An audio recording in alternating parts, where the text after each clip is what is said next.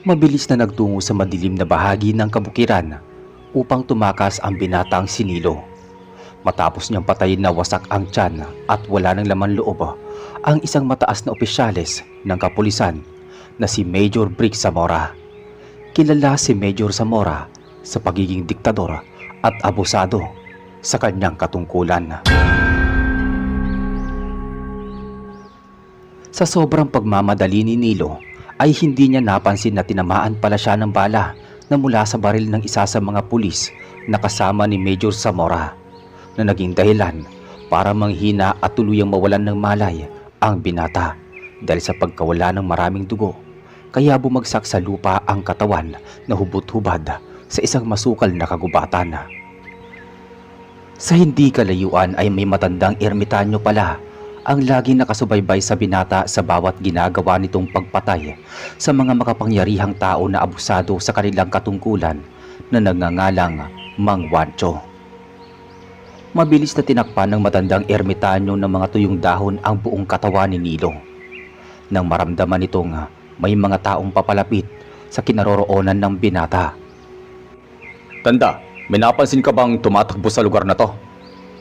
Matapang na tanong ng isang pulis na hinihingala. "Pasensya na, Ginoo. Wala akong napansin na tumatakbo dito. Pero parang may narinig ako sa bandang likod na parang may gumagalaw. Hindi ko na kasi masyadong maaninag dahil medyo malabo na rin ang mata ko dahil na rin siguro sa katandaan at medyo madilim ang paligid." Pagsisinungaling ng matanda. Ganun ba? Ano palang ginagawa mo sa lugar na to? Hindi mo ba alam na mapanganib lalo na sa ganitong oras ng gabi dahil sa mga kumakalat na aswang?" Ang diskumpiyadong tanong ng isang pulis. "Kabisado ko naman ang kagubatan dahil malapit lang ang bahay ko rito. At kung naghahalala ka naman sa kalagayan ko, tingin ko naman hindi na ako gagalawin ng mga aswang dahil sa wala naman silang makikita sa matandang kagaya ko." Pagkalipas ng ilang oras, ay muling sumilip ang gabi. Matapos na iuwi ni Mang Wancho at gamutin ang sugatan na binata. Habang nagdidikdik ng kanyang ngunguyain na nganga ang ermitanyo, ay siya naman ang paggising ng binata. "O, gising ka na pala, iho. Kamusta ang pakiramdam mo?" "Sino po kayo? At nasan po ako?" "Wala ka bang natatandaan sa nangyari sa'yo?" "Ang natatandaan ko lang po may pinatay akong makapangyarihan pero walang kwentang tao." "Buti naman at natatandaan mo pa ang bagay na yan. Alam mo bang nakita lang kita na nakahandusay at walang malay sa gitna ng kagubatan at walang suot na kahit na ano. Mabuti na nga lang, idaplis lang ang pagkakatama sa'yo. Kung medyo minalas-malas ka lang ng kaunti baka pinaglalamayan ka na ngayon." Kilala niyo po ba kung sino at ano ang iniligtas mo? O kung hindi ka man lang ba nagtataka kung bakit ako walang suot na kahit anong damit man lang?" Tanong ng binata habang nakahiga. "Kailangan pa bang malaman kung sino at ano ang tutulungan mo? Ang alam ko, kapag may nangangailangan ng tulong dapat tulungan. At tungkol naman sa tanong kung bakit hindi ako nagtataka kung bakit wala kang damit, ang sagot ko dyan ay wala akong pakialam kung ano man ang dahilan mo kung bakit wala kang suot." Seryosong sagot ng ermitanyong si Mang Wancho. Dahil hindi kilala ni Nilo kung sino ang matandang tumulong sa kanya, ay gusto niya itong subukan kung kasabwat o tauhan ba siya ng mga masasamang loob na tulad ng pinakamayaman at makapangyarihang tao sa kanilang bayan na si Don Ramon. Sumilip si Nilo sa bintana nang makita niyang gabi ay tumayo na siya sa harap ni Mang Wancho at tumingin ng masama. Tahimik na pinakikiramdaman ang sarili. Sa bawat segundong lumilipas ay katumbas nito ay ang unti-unting pagbabago ng anyo ng binata. Ang buong katawan ay binalutan ng mahabang balahibo habang ang mga kuko ay humaba na parang kutsilyo. Ang matay nanlilisik at kulay pula at ang pangil na walang kasing talim na tila kahit anong bagay ay kaya nitong butasin sa pamamagitan ng isang kagat. Nananatili lamang nakalmado habang nakatingin sa nakakatakot na anyo ng binatang aswang na si Nilo. "Uupo ka lang ba dyan sa tabi at tititigan ako? Hindi ka ba natatakot dahil kaya kitang patayin sa isang iglap lamang kung gugustuhin ko?" Takot na may halong pananakot ni Nilo sa matanda. Tila parang walang narinig si Mang Wancho sa sinabi ni Nilo. Nananatili pa rin itong nakatingin at mababakas sa kanyang muka na hindi man lang ito natakot o nabigla sa ginawa ng binata kahit kunti man lang. Matapos ang ilang segundo ay doon lamang ito nagsalita. Pinapatawa ba ako, iho? Kung gusto mo magpatawa, sabihin mo lang dahil tatawanan kita. Huwag ka lang mapahiya. Kung ako sa'yo, tigilan mo na yung ginagawa mo dahil wala ka namang mapapala. At kung hindi mo gusto ang ginagawa ko sa'yo na pagliligtas, pwede ka namang umuwi. Bukas naman ang pintuan at hindi naman kita pinipigilan dahil nailigtas na kita sa maaga mo sanang kamatayan. Imbis na matakot ay inasar lamang at kinutya ni Mang Wancho si Nilo at pinagpatuloy na lamang ang ginagawa nitong pagkain ng kanyang nganga. Doon napatunayan ni Nilo na hindi siya tauhan ng sinumang masasamang loob. Nabasa rin ng binata na hindi basta-basta ang matandang kausap niya dahil kakaiba ito sa mga taong kanyang nakakasalamuha. Mabuti naman at bumalik ka na sa normal mong anyo. Mukhang bumalik naman din yung lakas mo. Pwede ka na rin umuwi kung gusto mo. Pero kung ako ang tatanungin mo, mas maganda kung bukas ka na lang ng umaga dahil baka nasa paligid lang yung ibang pulis na naghahanap sa'yo dahil mataas na opisyalis ang pinatay mo. Babala ni Mang Wancho. Sinunod ni Nilo ang payo ng ermitanyo na manatili pa ng isang gabi sa bahay at huwag munang umuwi. Samantala sobrang pag-aalala ni Aling Cora sa anak na si Nilo dahil sa 2 gabi na pagkawala ay hindi na napigilan nito na lumabas ng bahay para hanapin ang anak sa kailaliman ng gabi sa loob ng masukal na kagubatan. Ilang oras pa ang lumipas ay muling nakatulog si Nilo. Ang mabilis na nagising si Mang Wancho nang makarinig ito ng isang sigaw ng isang tao na parang nangangailangan ng tulong. Pabilis niya itong pinuntahan matapos niyang silipin na kabilang kwarto na natutulog na si Nilo. Matapos ang ilang minuto nang marating ng ermitanyo kung saan nang gagaling ang sigaw, ay nanlaki na lamang ang mata nito nang makita na lamang niya ang isang bangkay na wasak ang katawan at wala nang laman loob. Ibig sabihin may iba pang aswang ang gumagala sa lugar na ito na nambibiktima. Pero ang pinagkaiba, mga inosenteng tao at normal na tao ang kanyang pinapatay. Hindi tulad ng kay Nilo na mga may katungkulan at matataas na tao na abusado ang kanya namang binibiktima. Bulong ng ermitanyo sa kanyang sarili. Mabilis na bumalik sa sarili niyang bahay ang ermitanyo para tignan kung nasa loob pa rin ng bahay niya ang binatang si Nilo. Andito naman siya at masarap pa rin ang tulog niya. Sigurado na ako na ibang aswang nga ang pumatay sa walang laban na nilalang. Bulong ulit ng matanda. Samantala halos ilang oras nang nag-iikot si Aling Cora para hanapin ang kanyang anak na si Nilo nang bigla itong makaapak ng isang patibong na gawa sa mga alagad ni Don Ramon. "Tulungan niyo ako! Tulungan niyo ako!" Sigaw ng nagmamakaawang matanda na si Aling Cora. Ilang minuto lang ang lumipas ay naramdaman ni Aling Cora na may nakarinig sa kanyang sigaw na agad na nagpatanggal sa kanyang pag-aalala. "Maraming salamat po, sir, at dumating kayo. May tutulong na sa akin para makaalis sa patibong na to." Ang masayang wika ni Aling Cora. "Pre, salamat daw dahil may tutulong na sa kanya para makaalis sa patibong." Pangungutya ng isang pulis na sinabayan pa ng malakas na tawa. "Mabuti pa, pre, ibaba na natin yan bago pa maging aswang upang sa ganun matali na rin natin upang may maibida naman tayo kay Don Ramon." Pagyayabang na usal ng isa pang pulis. Pagkatapos nilang tanggalin sa bitag si Aling Cora, ay agad na itinali ang kamay ng mga pulis at dinala sa palasyo ni Don Ramon. "Mga pre, inutos ni Don Ramon na dalhin natin at itali ang nahuli ninyo sa gitna ng plaza para makita ng taong bayan na nahuli ni Don Ramon ang aswang, at pinapasabi din niya na siguraduhin hindi yan makakawala sa kanyang pagkakatali." Matapos ang isang oras, pagkatapos itali sa Aling Cora sa gitna ng plaza, ay isang iglap ay halos napalibutan na ng buong lugar ng mga taong gustong makakita ng aswang. Gusto nilang masaksihan kung papaano magpalit ba ng anyo si Aling Cora. Dahil hindi naman totoong aswang si Aling Cora, ay walang naganap na pagbabago ng anyo.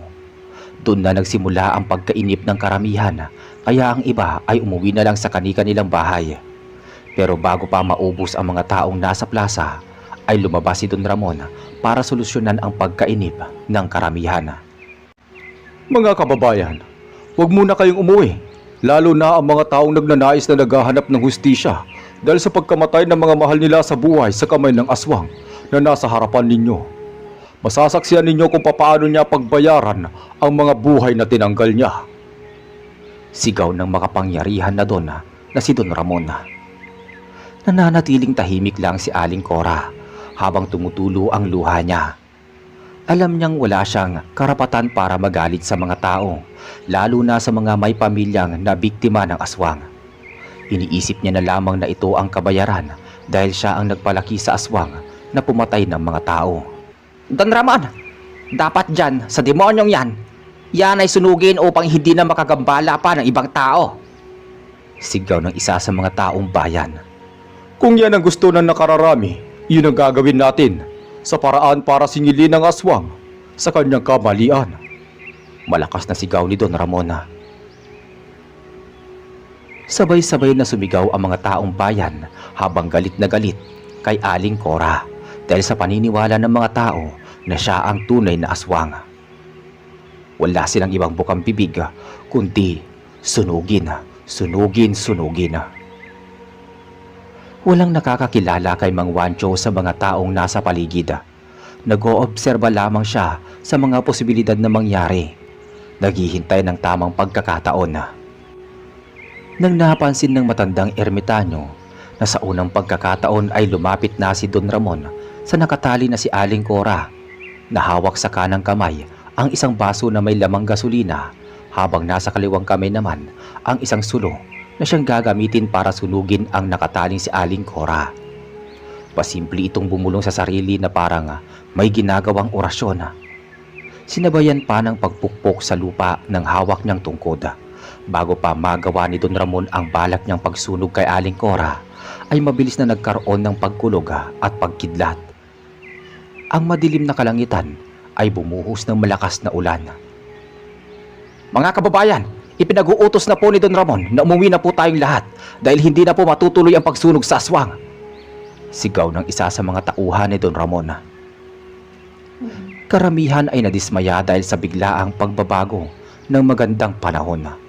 Ngunit kahit anong galit o sigaw ang gawin nila, ay wala pa rin silang nagawa sa nangyari. Dahil sa lakas ng ulan, ay napilitan din ang karamihan na umuwi sa kani-kanilang bahay na naroon si Don Ramon. May kaunti ring panghihinayang sa mukha ng Don dahil hindi man lang niya naaninag ang natatakpan na mukha ni Aling Cora dahil sa buhok nitong nakatakip. Tanging ang natira na lamang sa plaza ay ang nakataling si Aling Cora at ang dalawa nitong bantay na nakatayo sa magkabilaang gilid ng kawawang matandang nakatali. Ang magandang pagkakataon na iyon ay ginamit ni Mang Wancho. Mabilis itong kumilos at sa isang iglap ay nakita na lamang na nakabulagta ang dalawang nagbabantay kay Aling Cora. Habang wala ng matang nakatingin ay agad na pinakawalan ni Mang Wancho ang nakataling si Aling Cora. Alam ni Mang Wancho na si Aling Cora ang ina ng binatang aswang na kanya ring tinulungan na si Nilo. Kaya niya ito iniligtas sa kamay ng Dona. Ilang oras ang lumipas. Matapos na maihatid ni Mang Wancho si Aling Cora sa kanyang bahay, ay siya naman ang pagdating ng anak na si Nilo na walang kaalam-alam na muntik nang mamatay ang kanyang ina sa kamay ng isa sa mga gusto nitong patayin na si Don Ramon. Galing, bakit ngayon ka lang umuwi? Bungad ng inang galit dahil sa sobrang pag-aalala. Pasensya na po, Nay, kung napag-alala ko po kayo. Nabaril po kasi ako ng isa sa mga alagad ni Major Zamora. Mabuti na nga lang po may matandang lalaki na tumulong sa akin. Mabuti na lang at may nagmagandang loob na tulungan ka. Ang mahirap kasi, anak, masyado ka nang nagpapakabayani. Hindi ko naman sinasabi na hindi maganda ang ginagawa mo dahil ang pinapatay mo naman ay mga salot sa lipunan. Pero dahil sa ginagawa mo, inilalagay mo rin sa panganib ang buhay mo. Usal ng inang nag-aalala. Nay, eto na naman tayo. Ilang beses ko na pong naririnig sa inyo yan. Huwag na kayo masyado mag-alala. Kaya ko naman po ang sarili ko. Sabi ni Nilo. Kaya? Kaya mo nga ba talaga ang sarili mo? Katulad ngayon, kung walang tumulong sa'yo, baka ikaw na ang nakatali sa plaza at pinapanood ng maraming tao na sumisigaw na sunugin ka na. Wika ng ina na si Aling Cora. Bakit po ninyo alam ang bagay na yan? Maikling tanong ni Nilo. Siyempre, doon kita hinanap. Baka kasi ikaw yung nakatali doon. Mabuti na lang babae ang tinali sa plaza na pinakilala sa taong bayan. Mabilis na pagsisinungaling ni Aling Cora sa anak. Samantala, nang malaman ni Don Ramon na nakawala ang babaeng itinali nila sa plaza, ay nagwala ito at sobrang nagalit sa kanyang mga tauhan. Anong nangyari? Bakit nakawala ang binabantayan ninyo? Mga bugok talaga kayo. Pasensya na po sir, mabilis ang pangyayari. Bigla na lang may humampas sa likod ko kaya hindi ko na nalaman ang mga sumunod na nangyari. Nagising na lamang po ako na wala na ang nakatali. Wala talaga kayong kwenta. Maganda na lang siguro kung papatayin ko na lang kayo para magkaroon kayo ng silbi sa aking tiyan. Bulalas ng Donna. Namumula ang mata niya.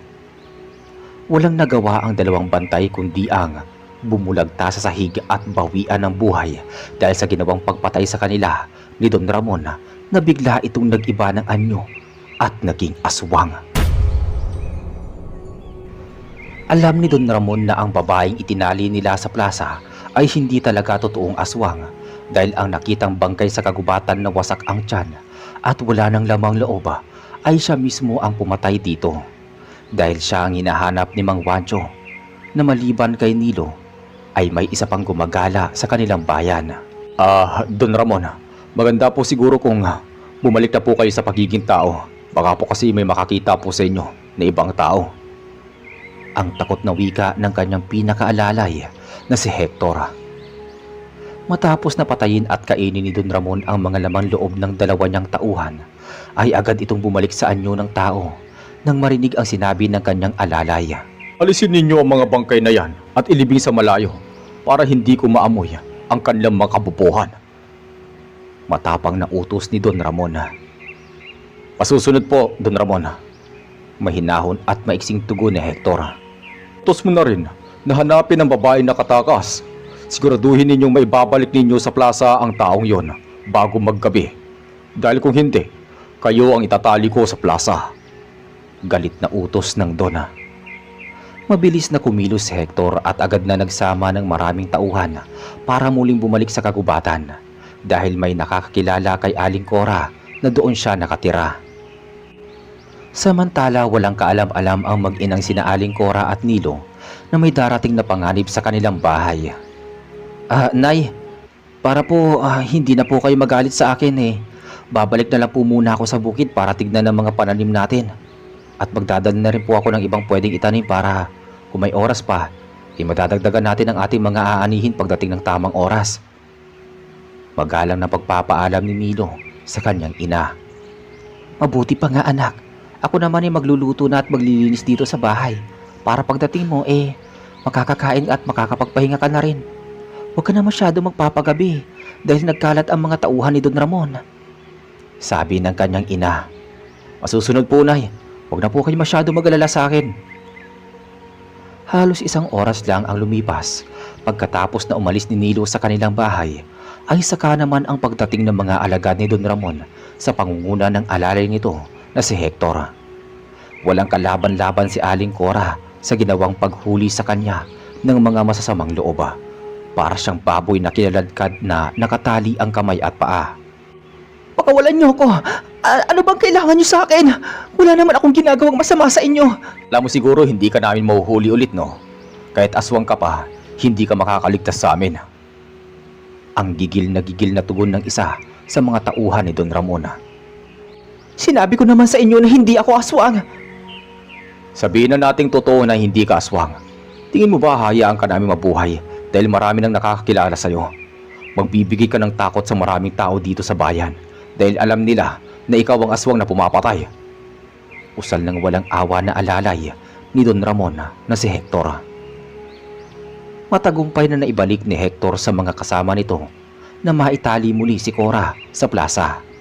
Muling dumagsa ang mga tao at bakas sa mga mukha nito ang saya at pagkawala ng pag-aalala dahil alam nila ay maililigtas na sila sa aswang na pumapatay sa kailaliman ng gabi. Buhay ka, Don Ramon! Muli mo na ibalik ang matandang aswang! Sigaw ng isa sa mga taong bayan na dumagsa sa plaza. Huwag nang patatagalin yan! Sunugin nyo na agad, baka makatakas pa ulit! Sigaw naman ng isa pang taong bayan na galit sa aswang. Sa pagkakataong ito ay mukhang mauubusan na ng swerte si Aling Cora dahil ang ermitanyong si Mang Wancho na tumulong sa kanya na makatakas noong una ay wala sa paligid dahil nagpapahinga ito sa kanyang sariling bahay. Dala na rin ng katandaan ni Mang Wancho ay mabilis na lamang itong mapagod at manghina dahil sa ginawa niyang pagtulong.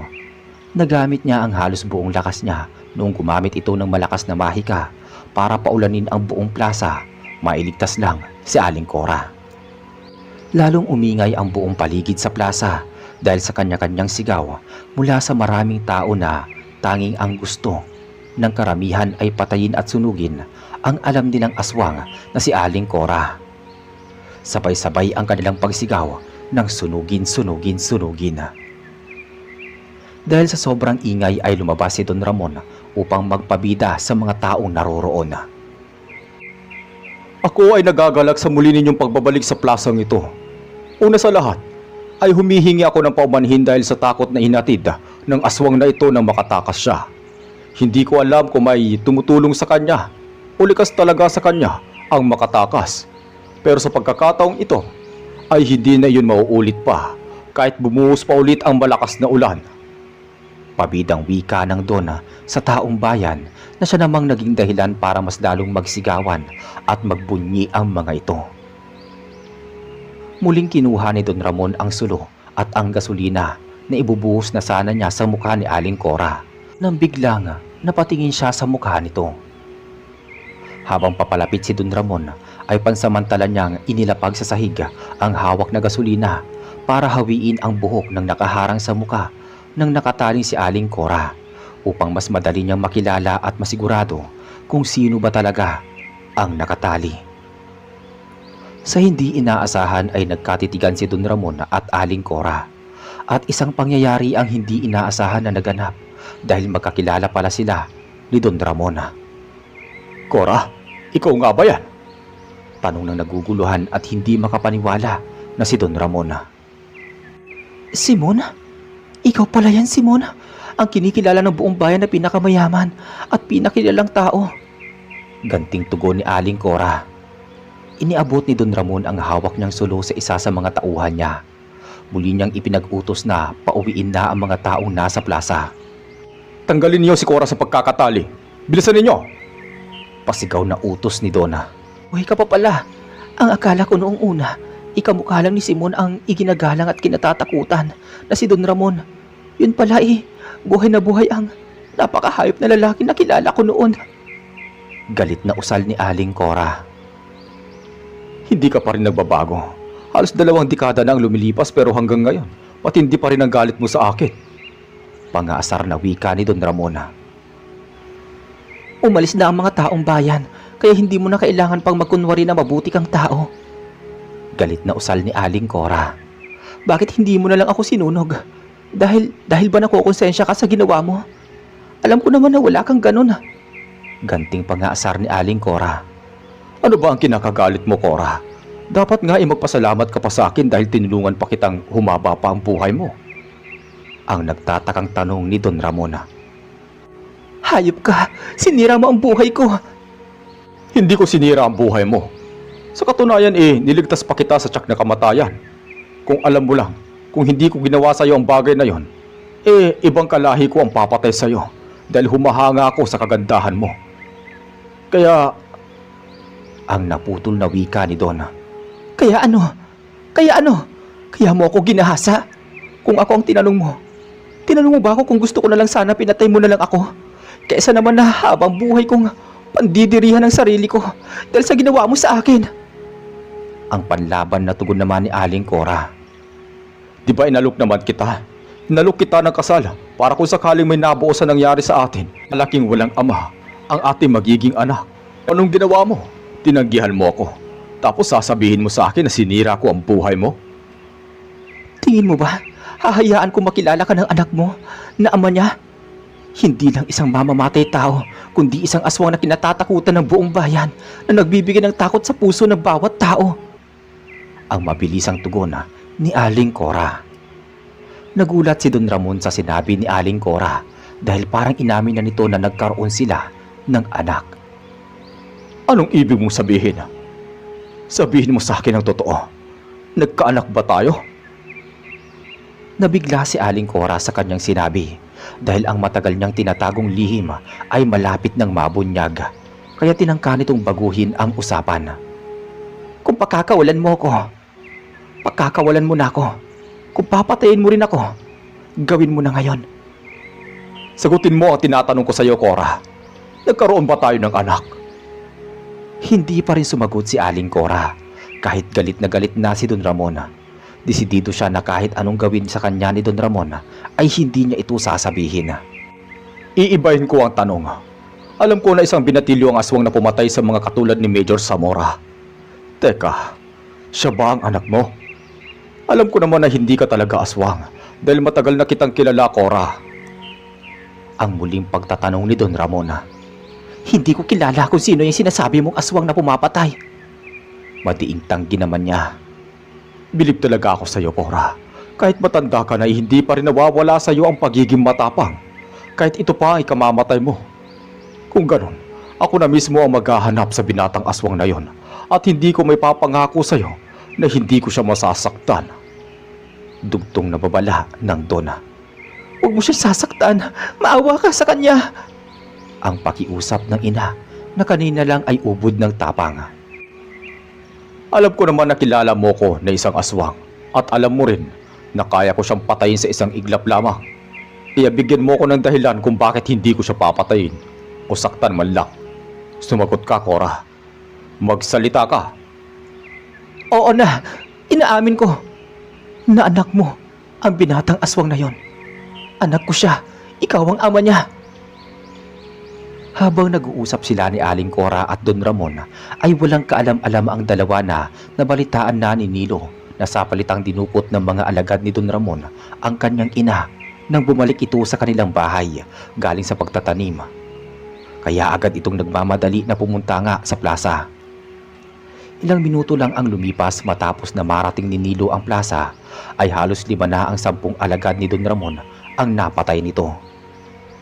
Don Ramon! Don Ramon! Nilusob tayo ng binatang aswang. Sigaw ni Hector habang hinihingal sa biglaang pagtakbo at sabayan pa ng kaba nang makita niya si Nilo sa anyong aswang. Hector, ikaw ang magbantay sa matandang ito at ako ang haharap sa kanya. Matapang na utos ni Don Ramon. Bago pa muling magkita ang mag-ama ay naubos na ni Nilo ang 10 tauhan nito na nakabantay sa buong plaza. Hayop ka, Don Ramon. Nagkita rin tayo. Saan mo dinala ang nanay ko? Galit na sigaw ni Nilo. Huwag kang mag-alala. Hindi ko naman kayang sakta ng ina ng anak ko. Pagtanggap ni Don Ramon bilang ama ni Nilo. Anong ibig mong sabihin? Ikaw ang ama ko? Nagpapatawa ka ba o gumagawa ka na lang ng dahilan para hindi kita patayin? Ang matapang na sunod-sunod na tanong ng binata. Tama ang narinig mo, anak. Anak ka namin ni Cora. Kaya pala ang gaan ng loob ko sa'yo habang pinagmamasdan kita sa ganyang anyo. Sabi nila, nakakatakot ang itsura mo dahil isa kang aswang. Pero hindi naman ako naniniwala doon dahil natutuwa ako na dumadaloy sa isang binatang katulad mo ang sarili kong dugo. Ang dami mong sinasabi. Kung sagutin mo na lang ang tanong ko, saan mo dinala ang nanay ko? Baka maisipan ko pang pakawalan ka. Babala ni Nilo. Hector, ilabas mo si Cora. Baka sabihin ng anak ko hindi ako nagsasabi ng totoo. Utos ng Dona. Hindi mo ako anak, kaya huwag ka magpanggap na isang mabuting ama dahil wala akong ama na katulad mong isang demonyo. Nanlaki ang mga mata ni Nilo nang ilabas ni Hector si Aling Cora na nakatutok ang isang baril sa bungo ng kanyang ina. Dahil sa takot niyang baka siya ang isusunod na atakihin ni Nilo. Anak, huwag mo akong intindihin. Umalis ka na rito. Iligtas mo ang sarili mo. Hindi mo kilala si Don Ramon. kung ano ang kaya niyang gawin. Utang na loob, anak. Umalis ka na. Sabi ni Aling Cora sa kanyang anak. Anak, kailangan natin mag-usap ng masinsinan. Huwag mong pakinggan ang nanay mo dahil ang gusto ko lang naman magkakilala tayo ng lubusan. Ang mahinahong tugon ng Dona. Hindi kita matatanggap na ama kahit kailan. Dahil sa pagmamatigas ni Nilo na hindi niya kinikilalang ama si Don Ramon, ay napilitan itong ipakita ang kanyang totoong pagkatao sa kanyang anak na si Nilo. Namula agad ang mata ng Don, unti-unti ring binalot ang buong katawan ng makapal na balahibo na siyang naikinasira ng damit at suot nito. Katulad ng kay Nilo ay lumabas din ang mga matatalas na pangila at mga kuko sa parehong paa at kamay na parang isang matutulis na patalima. Hindi lang itsura ang nagbago kay Don Ramon. Katulad din sa kanyang anak na si Nilo, malaki din ang pinagbago ng bilis at lakas na meron siya. Kaya mabilis itong umatake at biglang sinakal at nabigla ang binata. Kahit parehong nasaan yung pagkaaswang ang mag-amang sina Don Ramon at Nilo, ay makikita ang pinagkaiba ng kanilang lakas. Dahil mas matanda at mas marami ng eksperyensa si Don Ramon, ay siya ang mas makapangyarihan at mas malakas. Sinabi ko naman sa iyo na gusto kong mag-usap tayo, pero parehas ka lang ng nanay mo. Masyado matapang at hindi nag-iisip ng tama. Maawa ka sa anak mo. Hindi mo siya kalaban. Pagmamakaawa ni Aling Cora kay Don Ramon. Pero kahit anong pagmamakaawa ni Aling Cora ay hindi na nakaramdam ng kahit kaunting awa o pagmamahal ang isang Don Ramon na nasaan yung pagkaaswang dahil mas nangingibabaw na ang galit nito sa kanyang puso. Patuloy na nagpupumigla si Nilo para makawala sa pagkakasakal sa kanya ng ama, pero sadyang malayo ang agwat ng kanilang lakas, kaya naman halos mawalan na ng malay si Nilo bago ito bitawan ni Don Ramon. Sa sobrang panghihina ay bumagsak sa sahig ang katawan ni Nilo saan yung nagbalik sa pagkatao. Halos walang lakas dahil hindi man lang niya magawang makabangon. Kung nakinig ka na lang sana sa akin noong una, ay hindi sana mangyayari to sa iyo, anak. Tignan mo ang sarili mo. Isang kaawa-awang nilalang na hindi man lang kayang ipaglaban at pangatawanan ang gusto mong gawin. Diba gusto mo akong patayin? Mukhang hindi ganoon ang mangyayari. Dahil ako mismo ang papatay sa'yo. Huwag mong gawin yan sa anak mo. Maawa ka sa kanya, Simon. Wikang umiiyak ni Aling Cora. Matapos pabagsakin ni Don Ramon ang anak, ay ibinaling naman ito ang atensyon kay Aling Cora. Tulad ng ginawa niya kay Nilo, sinakal niya din ito. At ilang segundo lang ang itinagal ay nawalan na ng malay ang matandang babae. Kitang-kita ni Nilo ang ginawa ni Don Ramon sa kanyang ina na walang kalaban-laban. Sa sobrang awa sa kanyang sarili at sa inang nawalan ng malay, ay pagluha na lamang ang tangi niyang nagawa dahil sa panghihina ng kanyang bugbog na katawan. Hindi pa natapos si Don Ramon kay Aling Cora. Tulad ng ginawa niya sa mga nauna niyang biktima, ay binutas nito ang tiyan at kinain nito ang laman loob ni Aling Cora na hindi man lang nagdadalawang isip. Natulala na lamang si Nilo sa kanyang nakita kung paano patayin ng kanyang amang aswang ang inang nakahiga na walang malay at ngayon ay wala na ring buhay. Hindi lang si Nilo ang nakakita kundi pati na rin ang masugid na alagad na si Hector. Halos maihi si Hector sa ginawa ng kanyang among si Don Ramon. Gustuhin man niyang tumakas ay hindi niya magawa dahil baka siya ang pagbalingan nito, kaya kahit nanginginig na ang buong katawan niya sa sobrang takot, ay minabuti na lamang niyang tumayo at maghintay sa mga susunod na mangyayari. Matapos patay ni Don Ramon si Aling Cora, ay parang hindi pa ito nakontento dahil muli itong humakbang papunta sa kinalalagyan ni Nilo. Nagustuhan mo ba ang munti kong palabas, anak? Hayop ka talaga! Hayop ka! Sige, lakasan mo pa. Ibuhos mo na ang lahat ng natitira mong lakas. Dahil ilang segundo na lang ay magsasama na kayo ng nanay mo. Ang nakakatakot na banta ng Dona. Nakaamba na ang kanang kamay ni Don Ramon na may matutulis na kuko para ipangbutas sa tiyan ni Nilo nang biglang lumakas ang hangin at kasunod ang makapal na usok na bumalot sa buong paligid. Halos 1 minuto ay unti-unting nawala ang makapal na usok. At nang matanaw ni Don Ramon ang katawan sa kanyang harapan, kahit hindi pa niya masyadong nakikita ang muka, ay agad nitong itinuloy ang plano nitong butasin ang tiyan ng nasa harapan niya. Matapos niyang maibaon ang kanyang buong kamay sa sikmura, ay doon lang niya napansin na nawala na sa harapan niya ang nakahigang katawan ni Nilo. Bagkus ay napalitan ito ng katawan ng kanyang alalay na si Hector.